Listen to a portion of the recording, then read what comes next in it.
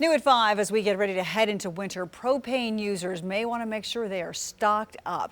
2 News Oklahoma's Katie Kelleher shares where propane suppliers say the cost and demand of gas is headed. Katie? Propane suppliers say there's been some price volatility this year, but the weather is helping keep the supply steady here in Oklahoma.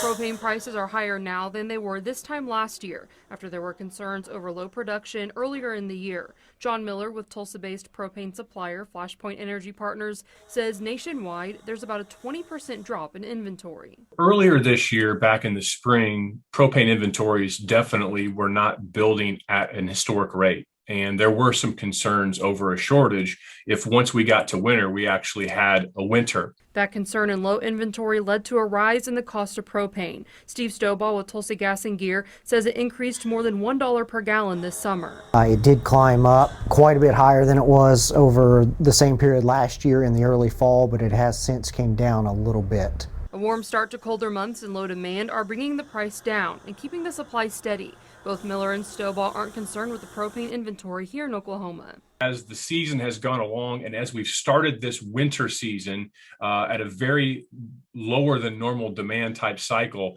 those concerns have really began to trickle their way out of the marketplace. While prices are starting to go down now, they tend to increase during the winter months. Stovall says it's never a bad idea to be prepared.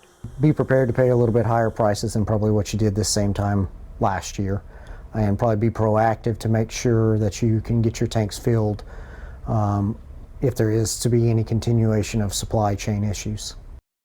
Miller says it would take several weeks of extreme cold for the propane prices to go up significantly again, and right now he doesn't expect that to happen anytime soon. Katie Kelleher, 2 News, Oklahoma.